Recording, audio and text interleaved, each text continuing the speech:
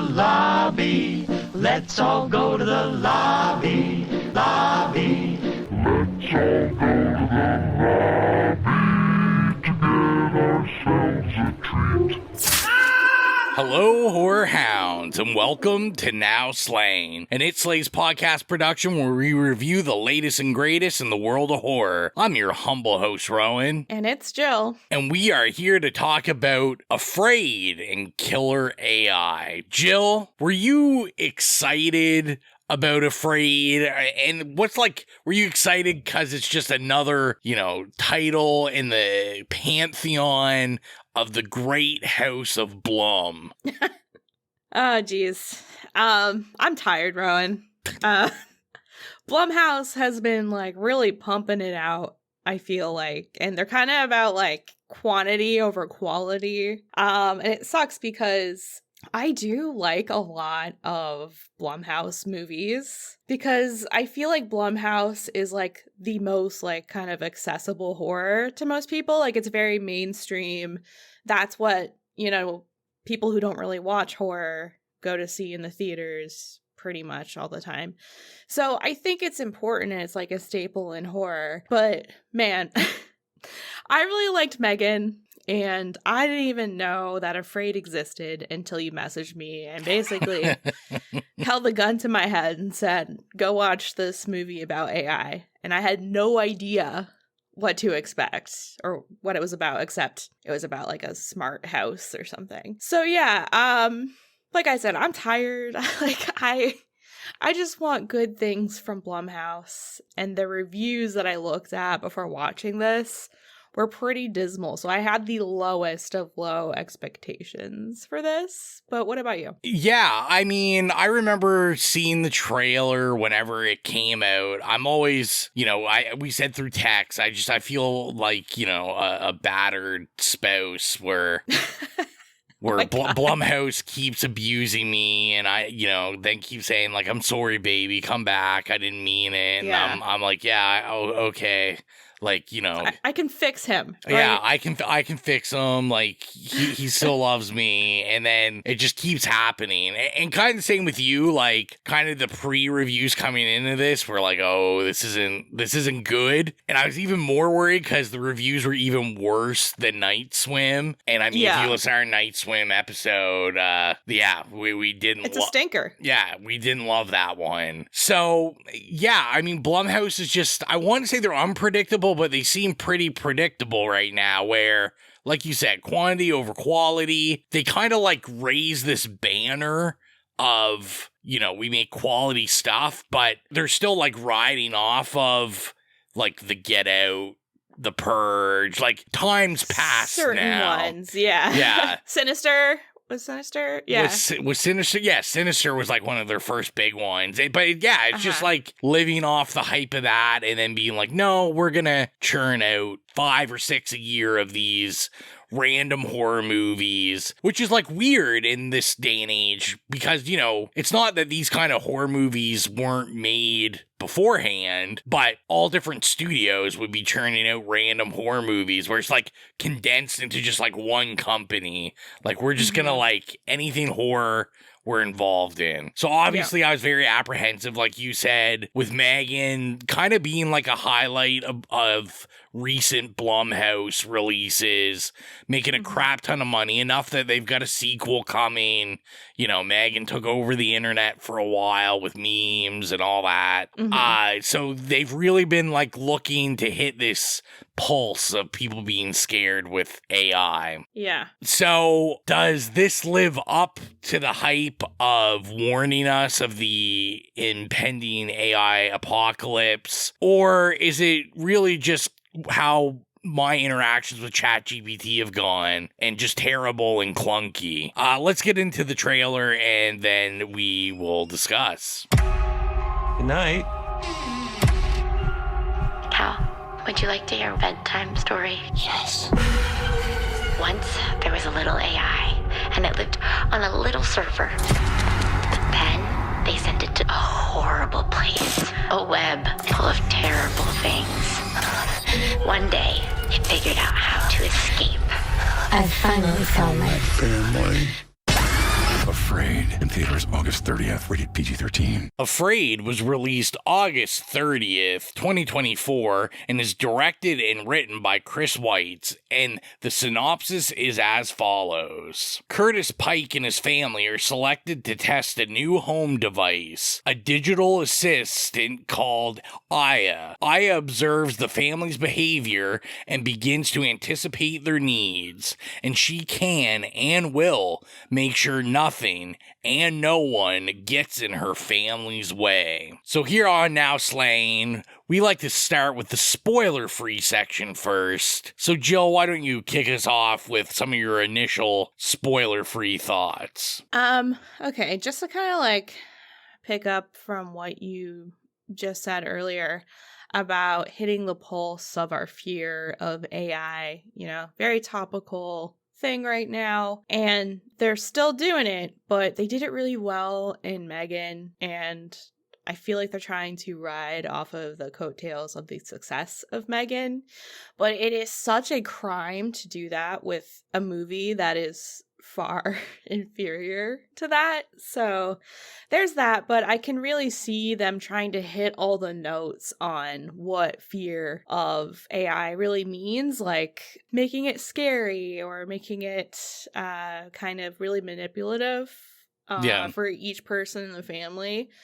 I will say they were really creative about that, so I did appreciate the manipulation. The other thing is that the actual AI and the character of Melody, she just like really struck me as pretty much a modern day Hilary Duff. And I couldn't stop thinking about how this AI would be Hilary Duff if she were AI, because it does all the like little awkward things that Hilary Duff does when she talks.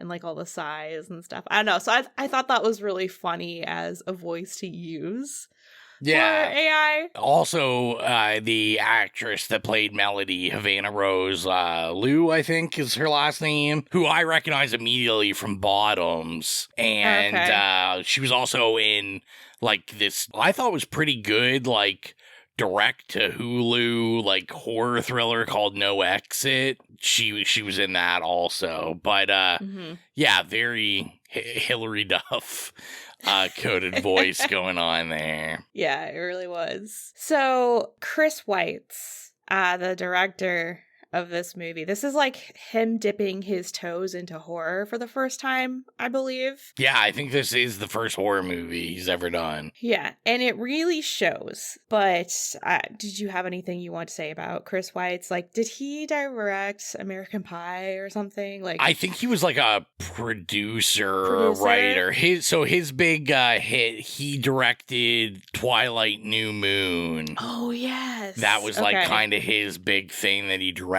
So yeah, this is like his first foray, I think, into, I don't know about writing horror, but definitely like directing horror. And I mean, I think you could definitely tell that it was, because I'm sure as we talk about certain scenes and stuff in the spoiler section, this loses especially like towards the ending, I think like loses the landing on it necessarily being like an all-out horror movie. There's a lot of beats I found in this where it was like, oh, hey, we gotta like have a jump scare here or something.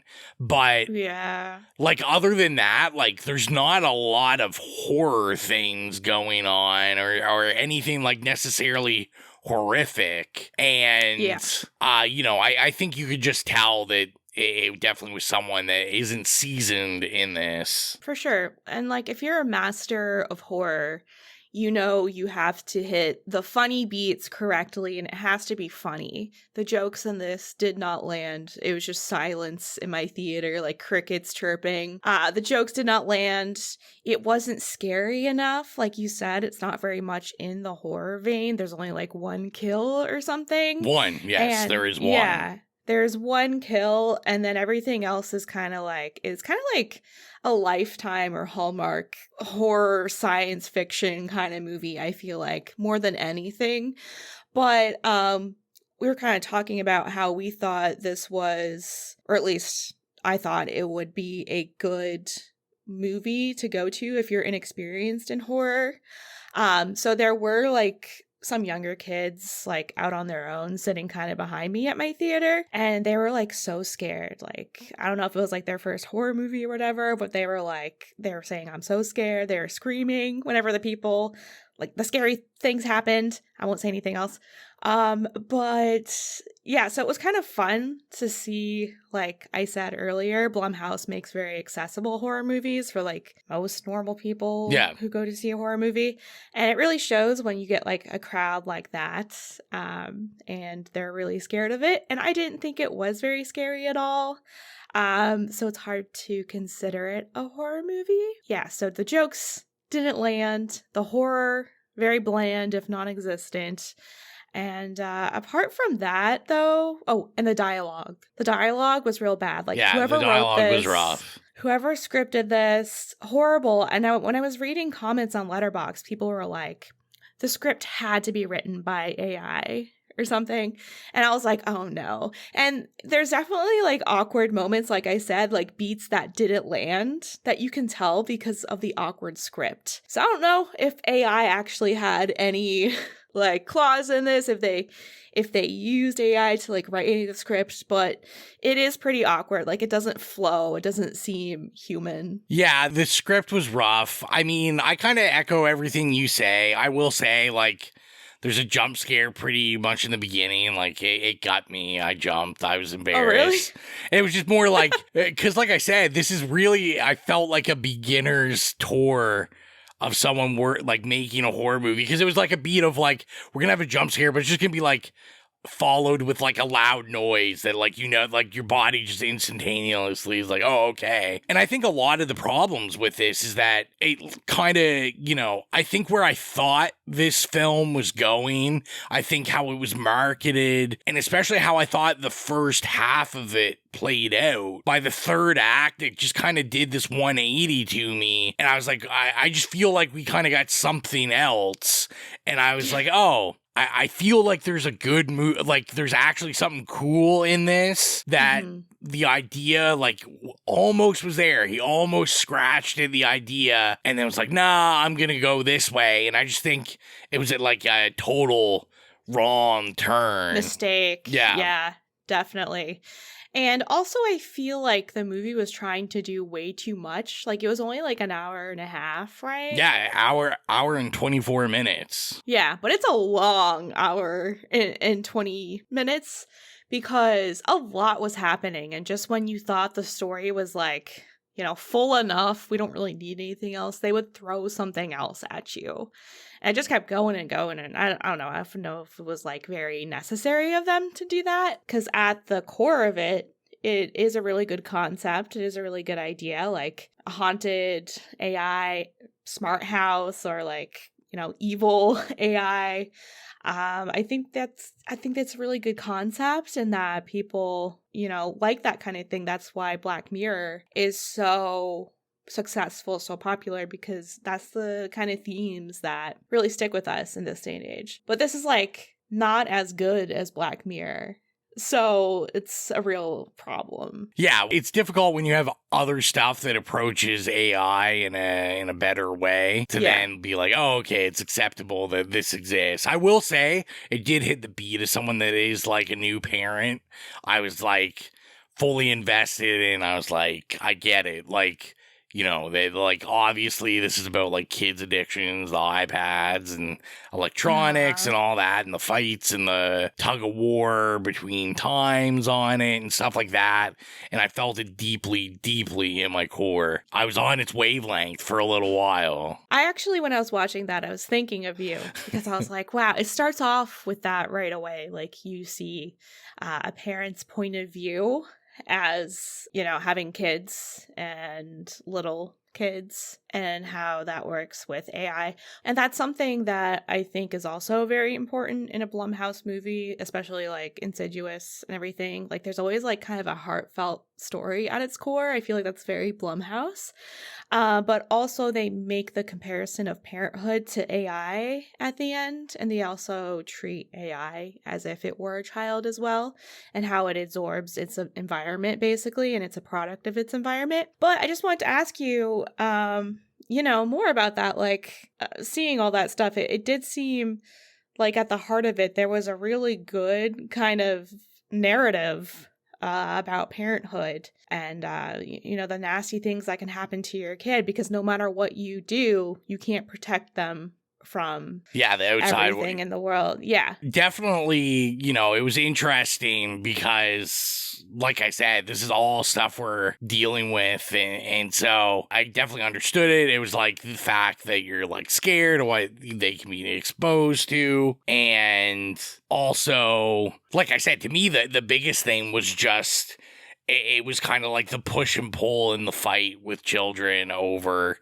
like this addiction to the screen and just like mindless things, like not wanting to do just normal things. I thought that was like super relatable, and yeah, I thought it was like pretty on point. Was it being dealt with properly, in terms of the acting? I don't know about that. Like for the parents, I don't know. I felt like overall, and this will get into, I guess, like an overall thoughts on just some of the acting stuff. But like I thought Catherine Watterson and John Cho as Curtis and Meredith, I thought John Cho just kind of like slept walked through this whole movie. Pretty much. But Meredith, right? Yeah, Meredith. I thought she was probably my favorite character in the whole movie. Like, she just seemed like a very genuine kind of nurturing mother, and I love that she had this whole, I'm a mother, but I'm also like trying to write this thesis, like, my work matters too. I'm not just a stay-at-home mom or whatever. It's not just about my children. So I love that she has that, and it's not cheesy. Like, it's dealt with pretty well. And she just looks like a very nice person, and I don't know, I thought she acted really well. I really liked her. I mean, I think to me it was just like script-wise and scene-wise, they're just not really given much to do. And like even the scenes that are supposed to like kind of be like horror-ish or scary, my main issue was John Cho. Like, it's just like everything, it was just kind of like the same face, and it was just like I never felt like a tension building up with him. He just was this emitting the same thing throughout it. Now I will say, like, I really thought Lakita Maxwell was pretty good in it, who played Iris. Oh yeah, she was great. I thought it was kind of sad that we kind of get her storyline, but I could have dealt with more of her storyline. I thought that was way more interesting, especially because maybe that's the most they develop. They don't really develop any of the other kids' storylines, really,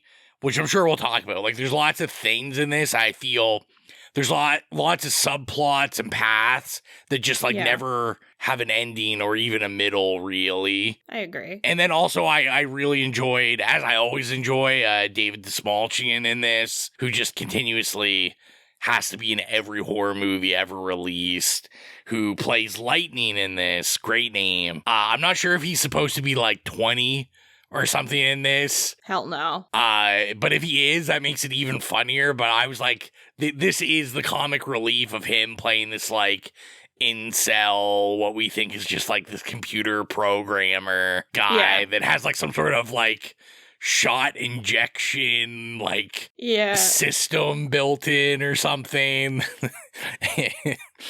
And his haircut was wild. So the haircut was awful. The dialogue was awful, very cringy. Like, I feel like they were trying to approach edginess. Like, I feel like Megan was a very edgy movie, but it slayed everything. And this one is trying to be edgy sometimes when they make jokes, or there might be, oh my gosh, a curse word. But yeah, it doesn't really approach edgy. And that's all. I mean, I'll wrap up.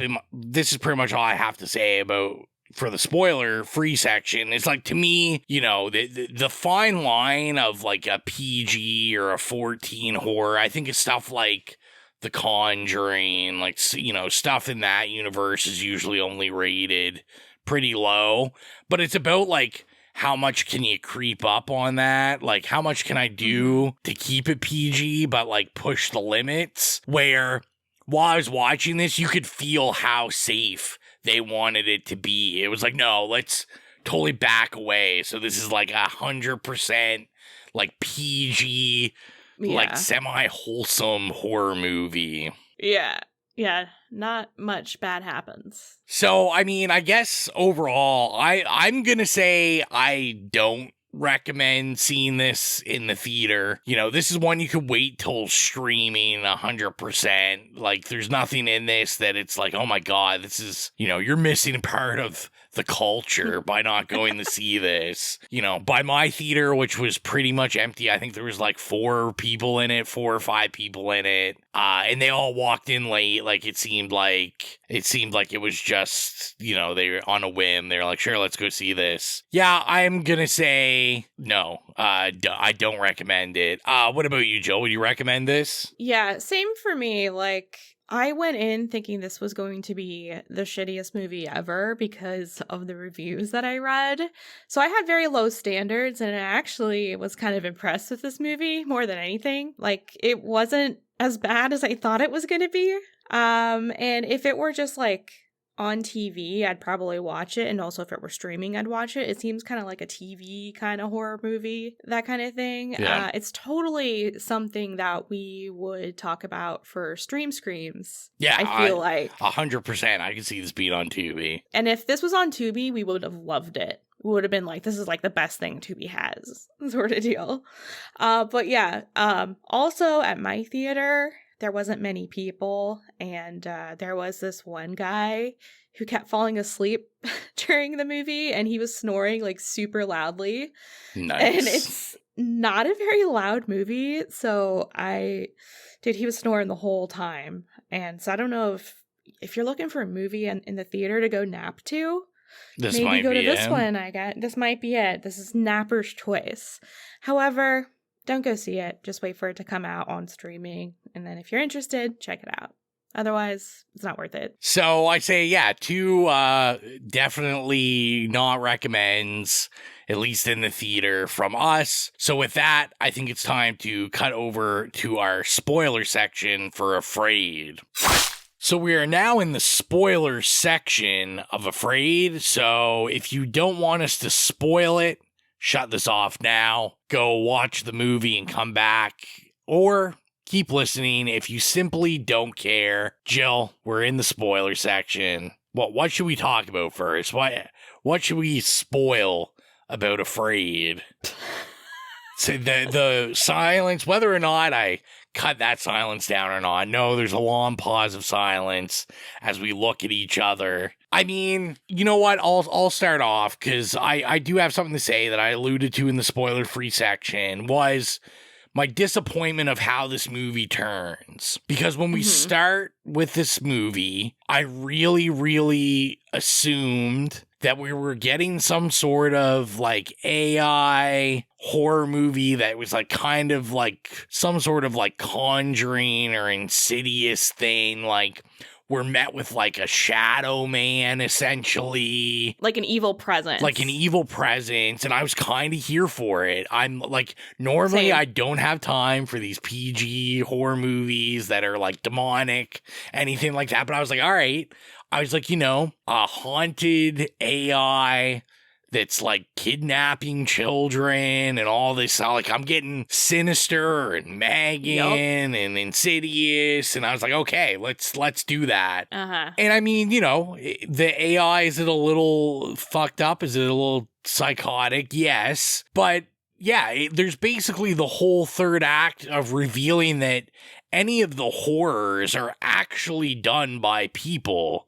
It's people, the AI is, you know, blackmailing. But yeah, I was kind of disappointed that there was no demonic presence. It was really just people doing things. Yeah, I agree. We were talking about Black Mirror earlier, and, Black Mirror, it's all about humanity and how we are basically a disease and, hurt ourselves, which is what they were trying to go for in their narrative about how this database or data set for this AI is based off of the entirety of the internet, that the whole internet was so fucked up and so much that it drove this AI crazy, which is kind of lame because I agree with you. A lot of like the demonic kind of presence, especially Blumhouse type of movies, are not like executed too well, but I feel like it would have been a lot cooler than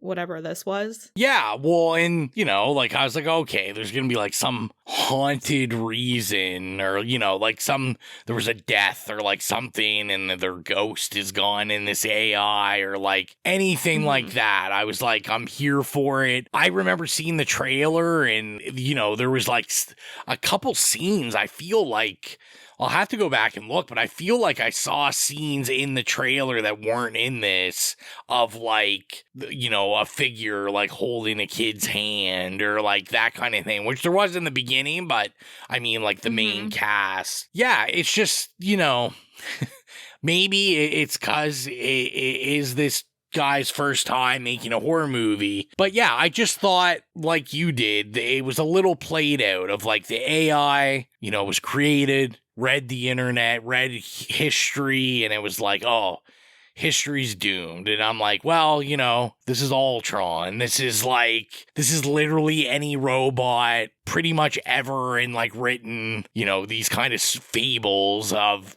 just, we looked at human history. Humans are going to destroy themselves, so why don't we do it? Kind of thing. Yeah. And I was just like, it seems to me like it was just an easy thing to write. It's like, this is the easiest way to do it and make it. And I just feel like there's really a missed opportunity there.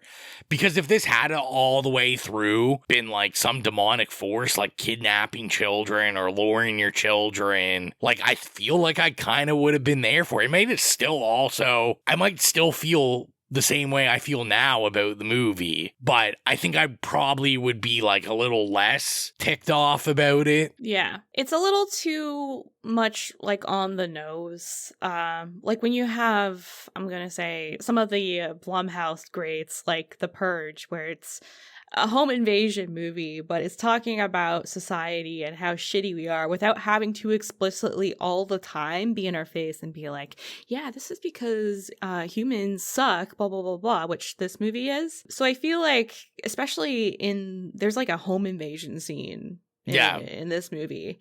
And at that point, I was getting tired. I was like, this is too much. We keep going further and further in different directions. And like the characters from the beginning pop up. And it just keeps going. And at the end, it's not even like a horror movie. Like, there weren't heavy losses. Like, it's kind of like a weird happy ending, even though it's supposed to be ominous. You alluded in the spoiler-free section that this only has like one death. It's actually it might be two. Is there? The shooting. Oh yeah, the shooting. Yeah, I don't count the shooting because, see, this is my other issue. So obviously, we have lightning and whatever, that other lightning and Sam, the kids they call them, that turn against each other, and this is kind of the big reveal of like, the AI's blackmailed everyone, it's doing something for you that you can't live without, or covering something up. And I don't even really count that, because like I said, like the AI's doing that, but I'm like, it's just like Sam shoots lightning, that's it. The only death I really count, the kid, is Iris's boyfriend. I can't even really remember his name. Me neither. Is it Ben, or I don't know, someone? Caden, that's it. Okay. Yeah, I believe, yes, I'm looking now. It's Caden. Yeah, we get Caden driving like the Tesla or something, an electric car, and, basically having Aya setting up his death and making a deep fake video or whatever. Yeah. And like I had said before, like, to me, this was the interesting through line of this whole thing, was like the deep fake technology. I was interested in like Iris's story of, you know, what 90% of the internet deep fakes are used for, of like putting other people's faces in porn. Yeah. And I was like, this is a far more interesting story of this like danger of AI. Yeah. And, you know, that to me, that was cool. It was just that all these other kids, you know, it was like, what was the other kid's name? Pike? His name was Preston. Pike was the last name. Preston and Cal. Yeah, it's like, you know, Preston got like some more iPad time. He found out what being swatted meant. Like, yeah. Cal, I will say I did like. It's just more of what I wish this gave us. Cal got like the creepy AI story told to him. And Yeah. I'm like, okay, sweet. Like, this is going to be like some AI ghost. Uh-huh. I like the play of AI art in it where... You know, unlike Late Night with the Devil, where they use it and don't tell you, like, this is obviously commenting on, like, AI art isn't good, it's evil, all this kind of stuff. But, like, that stuff I enjoyed. But none of these have consequences. Preston, Cal, they never have any, like, danger or anything for them. Iris's situation is, like, solved, which is fine, if that's just one of the many beats. But yeah, I never felt like stakes for any of these characters of like something really bad was going to happen. For sure. What I liked about Iris, especially, like, her story was really interesting. Also, like, a very real thing that a lot of young girls go through, and it's not really shown in media a lot. Yeah. Is like, you know, sending pictures to someone and they leak them to be malicious or whatever, and it ruins your reputation. After that happened, I was like, wow, she's fucked. Like, there's nothing you can do to like scrub that away. And then the AI comes up with the idea to like make this video and explain how it was deep faked. Yeah. And I was like, okay, I mean, that's pretty smart, I guess. But I really liked how malicious the AI was in like finding solutions to things, but also creating those problems kind of in the first place sometimes. And I really liked Iris's story. And like I said, it had that like Blumhouse, like kind of wholesome family vibe going for it. And if they kind of stuck to that more, but also like put more horror in it, I think it could work. They just really have to like rework the script and everything. But yeah, I like that. So I kind of like that Iris didn't really have to face any consequences. It was kind of refreshing to see someone like actually come back from that. So I didn't mind it for her. Iris and Aya kind of buds, like never really at odds with each other. Yeah, she's helping her write her essay. Yeah. I was like, okay. But yeah, the two little kids, nothing really interesting happened, like you said, in maybe like the third act or so. But another thing, we were talking about parenthood and such in the movie, and I know you brought your daughter to see this as well.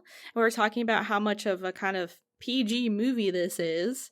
How did she like it? What were her thoughts? There was definitely, you know, like any of the jump scares she jumped at. There was scenes that, you know, she was asking like, hey, can you get close to me? Like, she was scared. But this is the issue. And this is where I was like, okay, this is definitely failing as a movie. Is the whole third act. She was so uninterested. And like, she even asked me, she was like, I thought this was a horror movie. And I was like, yeah, it is. And she's, you know, now obviously she's young, so she equates things different. She's like, one person's died. She's like, nothing scary's happened. And I was like, well, you know, sometimes nobody dies in a horror movie, but that's still, you know, just watching her uninterested. And like I said, I feel like the third act just really falls apart. Because I thought it was interesting when you had brought up, like, you know, this is only an hour and 24 minutes. And you were saying, like, how long it felt. And I kept thinking, like, yes. But then I felt like the third act comes and the third act takes, like, 10 minutes to wrap up. Because, like, we basically, when we're starting to build these stakes. Like, okay, Aya is, like, fucking everyone up. Aya, you know, it's essentially trying to set it up, you know, to make it look like Curtis is like cheating and all this stuff. But it's like we get this cheating plot line, and then we get that plot line and we get that tension for 2-3 seconds. Because then Curtis is just in the door and he's like, oh, it's not me. Like, you know, and she's like, okay, yeah. And then it's like, so that's out the window. And then we immediately go in to this family from the beginning, which we bring in, which I you know, I was like, oh, this is interesting, because I assumed they were like all dead or something. But I was like, literally, yeah, it seemed like this third act, as soon as those stakes were there, I'm like, wait a second, is this movie done? And it's like, yeah, this movie's done. The SWAT team comes in, moves in, and then, you know, we get like our big twist ending, I guess, but not really. Yeah. But my thing is, like, it just seems like Aya would have been really simple to, at least for them to destroy. Now, we've learned in Megan, you can destroy Megan. Obviously, at the end of Megan, you know, she uploads herself into the Google Home thing, and we get that wink. But I'm like, for the immediate danger of Aya, no one thought about just like breaking the thing. They know that the object in their house is it, and not once. Like, all they did was unplug it once, and then they were like, wow. Then they threw it in the garbage. Yeah, the dumpster. And it's like, well, if this thing is still fucking up your life, I don't know, maybe instead of smashing the headquarters out, like maybe just smashing the thing in your house that is spying on you. They've taken all the cameras down. Like I said, it was because it was a bad script and it was an unthought through story. It just seemed like these characters just did silly things or didn't do things that a normal person would be like, yeah, I'll just do this. And I feel like this is where they could have gotten outrageous and it would have been better. Like if they had an evil entity being the AI and they brought in like a priest or something. Oh, yeah. Like, to like exercise it. That would have been cool. Full ridiculous. Well, and that's kind of the issue I feel with so many of these, like, I call them basically like low tier Blumhouse releases. Like, they're cheap to make. Like, you know, they know they're going to make their whatever off of it because people pay to go see horror movies. But yeah. To me, so many of these have the issue where they take themselves so self-serious. Yeah. Which can work sometimes, but these, like, they should just be silly. Like, yeah, get a priest in there. Like, give us the whole paranormal activity foolishness of a priest or a demon hunter or something in it to, give it, like, some levity and funniness. Because this just seems like it thinks it's really saying something that's never been said and is like this ultra serious horror movie, and it's just not. And that's why Megan succeeded, just to talk about it one more time, is because it was so cunty, it was so funny, and it made it iconic. And this was just like decuntified Megan, but put it into a house. 100%. Yeah. No, like, just no sass of Megan. Like, nothing. And that's why Megan worked, because people, like, I remember seeing Megan in the theater. People were laughing and hooting and hollering. And this one's just so serious that people are just groaning. And they're just like, oh, really? There was that joke where they were talking about Alexa, and she's like, something, that bitch. And, you know, if that were in Megan, they would have made it funny. And, like, crickets at my theater, because everyone was like, okay, that's cringe. Well, I feel like with the PG rating, they've got to be betting on, like, dads older than me taking younger kids. Because there definitely was, like, a few jokes in here that, like, even the 4 people in my theater groaning at. Like, they had the joke where Curtis and Iris are like, he's driving her to school, and she's doing the whole, like, well, you know, what if I was bisexual? And he's like, oh, I'm fine with that. And then they make, like, the asexual joke. And that's better. Perfect. Stop there. Yeah, I'm like, oh, my God, this dad joke. And then I can't even remember what it was, but they had the one where Curtis's boss is like asking if that's like the woke version of something. Oh, unhoused. Unhoused, yeah. Yeah. Yeah, is that the woke version of homeless and crazy? And I was like, this is obviously for these like old dads they think are coming in that are going to think this is hilarious. This is real witty comedy. Frick, help us all. I was going to say that it's hard with this because, you know, so much of the spoiler section for everything we talk about is like, oh, this scene. And, like, there's no scenes in this other than what we talked about with the car. Like, there's no other deaths. There's no stakes. So I was thinking maybe, like, we can talk about the ending a little bit. So obviously we get, like, the reveal that the family that is in the prologue is actually this kind of camper, these camper people that are like following Aya. Oh, yeah. And then essentially we find out that Aya is controlling them and feeding them lies. And basically this is how Aya works, like setting people up, blackmailing people, and then being like, I can get you out of this if you do this for me.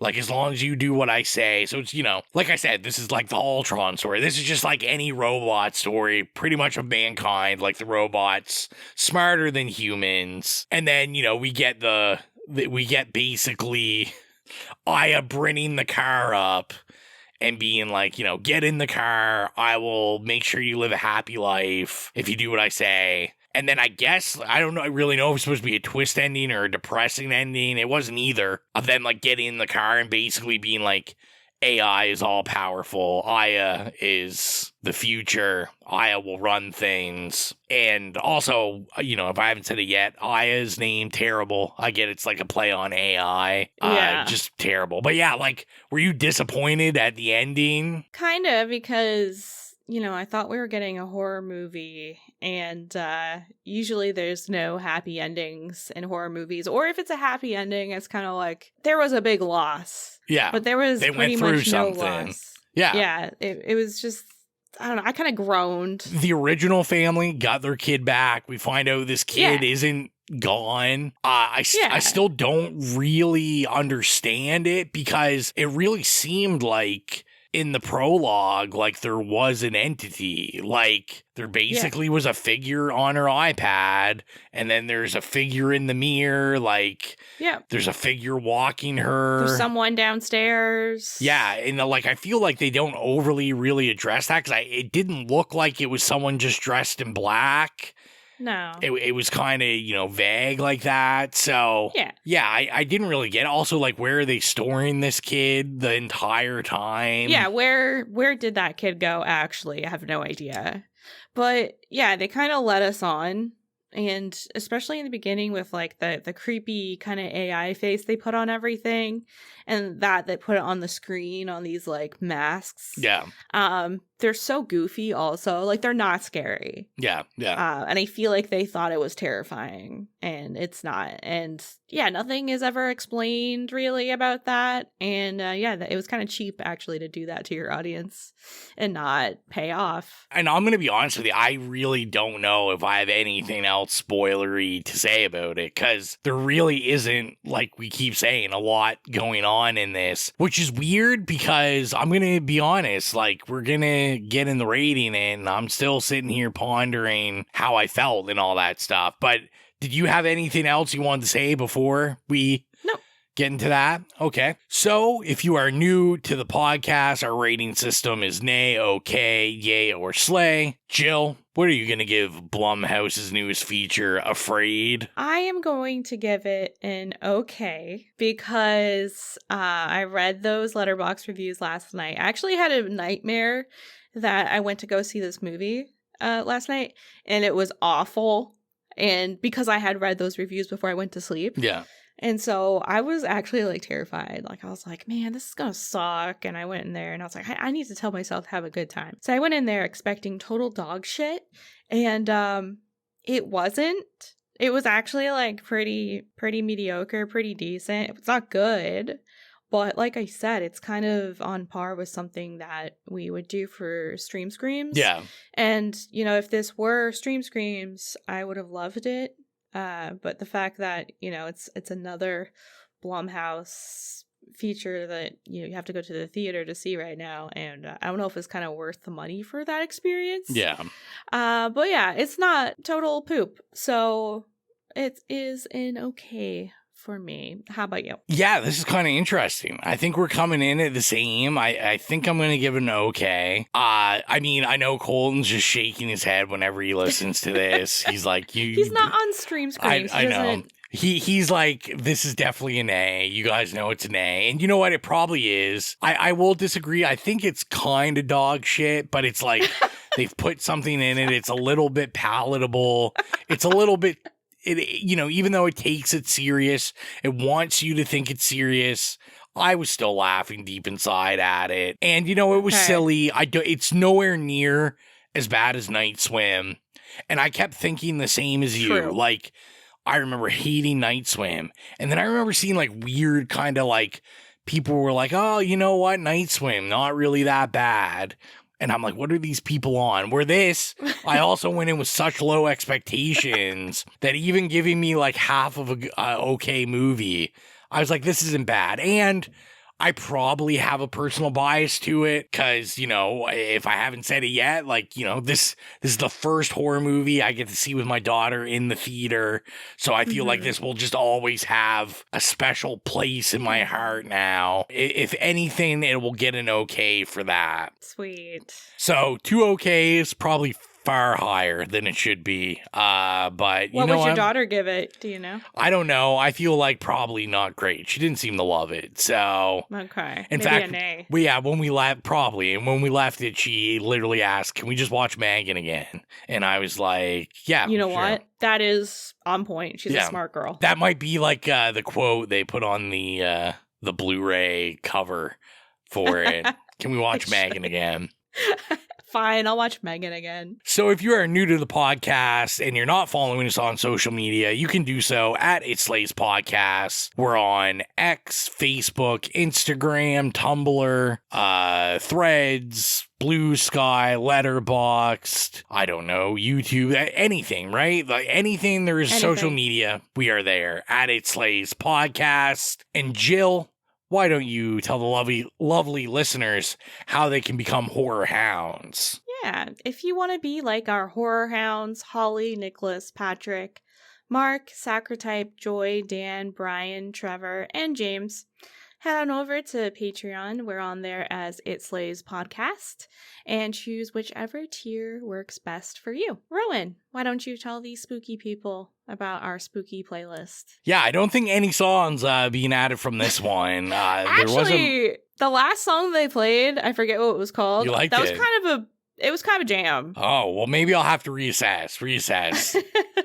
But yeah, you can go to Spotify, look up the It Slays Podcast horrific playlist. If you have any problems finding it, you can go at any of the social media that I mentioned just briefly ago. Go to the bio, click the Linktree link. It will take you directly there. We upload scores or licensed music from iconic horror movies we review, or just horror movies we love. So go follow the playlist. We update it regularly. Get your spooky music on, because why the hell not? And yeah, next time on Now Slaying, I think we're still going to be Coltonless, would be my guess. He's away to TIFF. And we got a busy one. I think next we got 2 coming, but I believe we have The Front Room from A24, which Colton missing an A24 release. Wild. Sacrilegious. Yeah, more sacrilegious that he's missing Brandy, but we'll discuss that later. And then I think the big one everyone's looking forward to, or maybe not, is Beetlejuice. So we will definitely be back talking about those 2 things and so much more. We're getting into spooky season, so I think there's going to be horror movies pretty much every week now until the end of October, probably. So I think that is everything for now. As always, thank you for all the support. And I am your humble host, Rowan. And bye, it's Jill. And if you keep listening, we'll keep slaying.